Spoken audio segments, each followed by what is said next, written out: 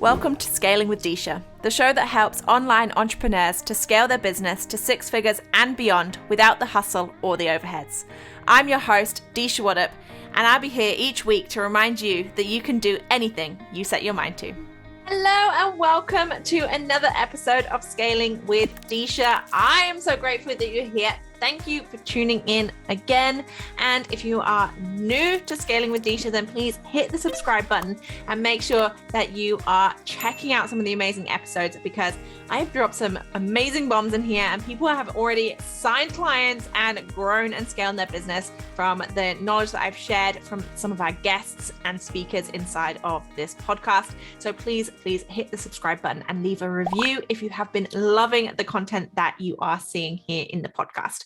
So today we're going to be talking about market research. This is one of my amazing passions and something that a lot of people forget to even think about when they start their business, when they're scaling their business, or when they're launching a new product or service. There are so many opportunities to do market research and so many reasons why you should be doing it. So let's dive straight in. If you were launching a corporate business, if you were looking for investors, if you were creating a business plan, if you were launching an in-person business where you were opening the doors to a shop and a restaurant, a office, you would be creating a business plan. You would be doing that SWOT analysis. You would be looking at your strengths, your weaknesses, your opportunities, your threats, your competitors. You would be doing the market research. This is something that we all get taught when you're doing any sort of business study, right? Whether that's a GCSE or degree. I have a degree in events, which is a business management degree, and we went through all of this stuff. We studied the SWOT analysis. We created business plans. We did all of that inside stuff that you would do when you open a physical business, because you need investors, you need money, you need startup funds, you need seed funding, you need grants, loans, all of that stuff, because businesses are expensive. So why, when we turn to the online space and the online market, do people suddenly stop offering this market research? They just suddenly think that creating an online business is the easiest thing in the world, and they don't need to do any of this business planning stuff. They don't need to have any SWOT analysis. They don't need to have any market research. They don't need to have thought about the direction of your business. They just want to start, which is great. I'm all for starting before you're ready. However, market research is such an important tool. One, to make sure that the market is ready for your offer, because very often, and I have had clients that have done this, they've spent 12 months creating a program only for it not to be what the market wants. When they go out to market, people say, no, I don't want to do that. That's not what I want. And they had this idea in their head that this was exactly what people would have wanted, but turns out nobody wants to pay for it. So market research is so valuable. Before you create any offer, anything in your business, make sure that you have done the market research. It justifies the program that you're offering. It justifies your price point, and it really does help you to position your offer in a way that is going to attract those clients. So there are so many reasons market research is such an important tool, but when should you do it? You should be doing it at any point in your business. So whether you are just starting out, whether you are in the process of scaling, whether you are launching a new offer, whether you are relaunching an offer, every time in business, you should be looking at your market research, whether that is the language that people are using, because remember, times change, language change, people's opinions and views of the world change as we grow. So make sure that you are constantly doing your market research, looking into what is new, what is happening, and how you can develop and grow that. What does that look like for you? Are you looking at the language that people are using? And market research doesn't have to be a huge tool, right? I'm going to go into that shortly. But market research doesn't have to be this huge thing that you have a whole team of market researchers. You are not doing, in-person case studies. This is market research done simplified. And there are so many different ways to do it, but you should be doing it consistently throughout your business. So whether you're starting, whether you're relaunching, whether you're launching a new offer, whether your offer has been out for a while and you just want to go back to basics and look at the marketing strategy behind that offer and increase the reach, demographic, and what that looks like. So market research is super, super important. And how do you do it? Now, this is what I get asked a lot. And inside of Attract Dream Clients, which you can join as a self-study program, you will get access to a whole bunch of different questions that you can ask and a systemized process to go out and do this market research. So I'll drop the link below if you want to check out Attract Dream Clients, because it is just $349 right now. And it is a self-study process that will take you through this market research and going out to market within other people's Facebook groups and getting clients. So I will drop the link to that if you want to check that out. But how do we do it? There are many, many ways we can do it. The first is one way of offering this market research is getting on a video call. It is my favorite thing to do. And if you have been following me for a while, if you've been checking out the podcast, you will know I am a people person. I love talking to people. So by getting on a call with somebody, I can really build that bond, that know, love, and trust factor, and really connect with that person on a deeper level. So with that, knowing my personality, knowing me, I would love to jump on a Zoom call with people and be able to pick their brain. Again, I say Zoom call because I love working remotely, but if you want to meet people in a coffee shop and hang out with them there, then absolutely. And I interviewed an amazing person on my podcast a few months ago now. And if you haven't checked it out, then go ahead and do that.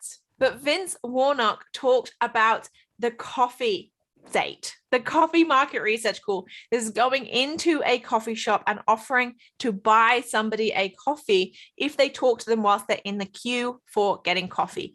I thought that was so powerful. And if you haven't listened to that episode, go back and listen to it. It was episode 9, and those tips were absolutely amazing. So make sure that if you want to go and meet people in real life, in person, then absolutely go and hang out at your local coffee shop. Vince has done this and had amazing results, and I would highly recommend checking out that episode 9, if you haven't already checked that out. So whether you are doing Zoom calls, whether you're doing coffee chats, whether you are just sending out a form. Again, another way of doing it is just sending out a form. I use Google Forms because it is a completely free tool. There are Typeforms, but Typeform has some restrictions on data and you have to upgrade. There are some other forms. SurveyMonkey is another one that you could use. There are a few different forms that you can use to collect this data. So if you are not a visual person, if jumping on a Zoom call, if chatting to somebody in a coffee shop doesn't light your fire, then use a survey tool. Use a way of collecting that data through emails, through questions, and you can connect with people that way. There is absolutely no need for you to get wildly outside of your comfort zone and jump on a video call. If that is not you, you can find a way to do it yourself. Another way to do market research is just listening to your clients, listening to your ideal clients, going into Facebook groups and seeing what people are having conversations about. One of the biggest ways that I create content, that I do my market research, is by just watching and listening the words and the language that people are using when they are interacting with others.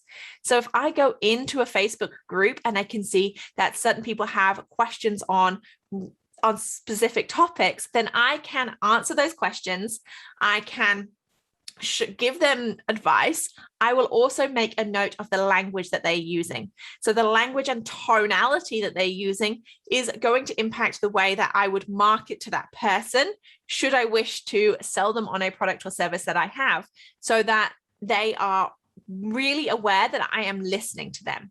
And I have had clients say to me very frequently, thank you for listening. Thank you for understanding and being aware of what I'm saying to you. It's really, really powerful. And I really want to thank you for that, which is amazing. That's absolutely why I'm here. I want to listen to people, because if you are listening, if you have an open ear, you will understand what they're saying. You will be aware of the words that they're communicating to you, and they will tell you if they have the time to spend on a program like yours, if they have the money to spend on a program like yours, if they have a desire to spend money on a program like yours, because often you might be hitting the desire points and the pain points of your program might be completely missing the mark for the ideal client that you are trying to target. So go back to basics and look at that.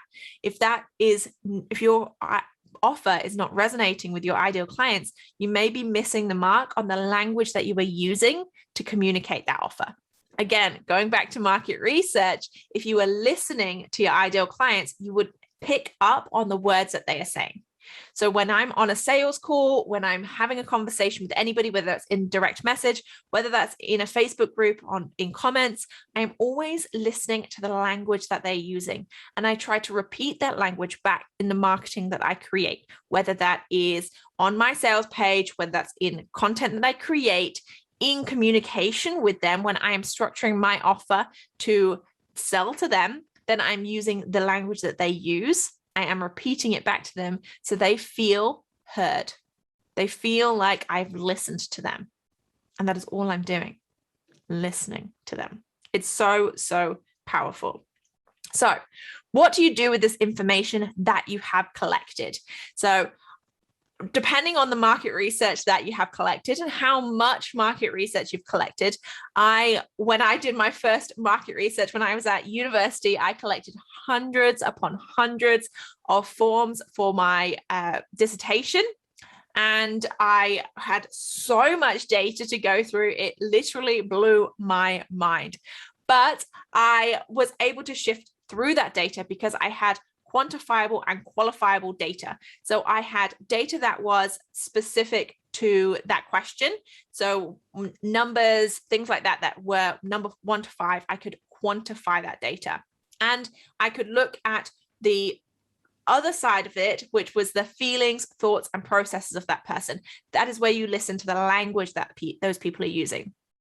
So when you're going through, whether you've recorded those Zoom sessions and you're giving them a listen back, whether you have taken notes within Facebook groups, or you have got those forms that you've got back, whatever method of market research you have used, you need to collate all that data and then put it somewhere.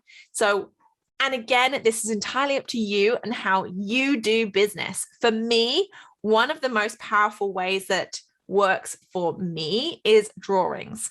I have a stickman drawing that I absolutely love, where I put the language that people are using. So when I'm watching what they're saying, when I'm listening to the words that are coming out of their mouths or coming across on the keyboard warriors, then I am being aware of that. I'm putting it next to my little stick man, who is my ideal client, or stick woman is my ideal client.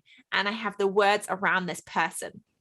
So this person is my ideal client, and I have a different ideal client for every offer that I have, because again, my offer stack is different for each person. If you were in a different section or a sector of your business, then you're going to want a different offer from me. So I have a different ideal client for each offer.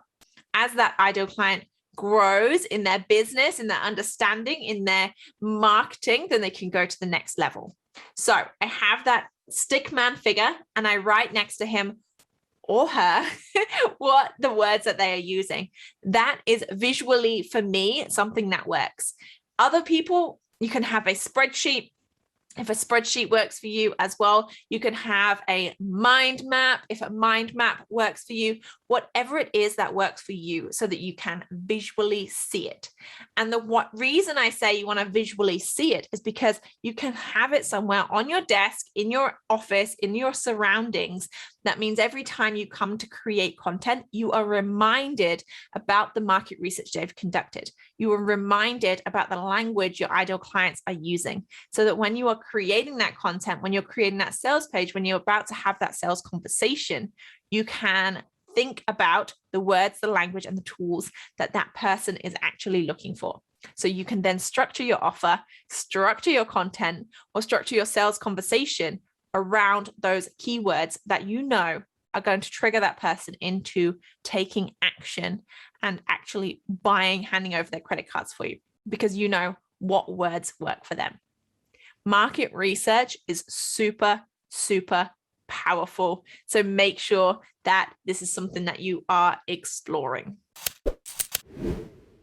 If you have found this episode useful, then please go ahead, hit the subscribe button, leave me a review, let me know what you think. And if you want to share in the Scaling with Disha Facebook group about your market research, then please do. In the Scaling with Disha Facebook group, you are allowed to share your offers, because I want you guys to make money using my Facebook group. So please go ahead, and if you need somebody to fill out your forms, post it inside the group, because it's a fantastic community of people that are always willing to help you. The only thing that I ask is that you provide value inside of the group, because I want to make sure that this community is for everybody. I want to make sure that it's not just a spam fest, and that everybody is learning and growing together. So please do share some value, share your market research, and build your business together. I will be back next week for another episode of Scaling with Disha. Thank you so much for tuning in today. And again, please let me know what you want to hear on the podcast. If there are any people that you would like me to interview, then send them my way, and reach out inside of the Facebook group if you have any questions regarding marketing in your business, or you want to have a chat about Attract Dream Clients, and if that program is the right program for you. Thank you so much for tuning in today, and I really hope that you genuinely learned something from today's episode. If you found this episode useful, then please hit the subscribe button and leave us a review. I personally read each and every one. Until next time, bye.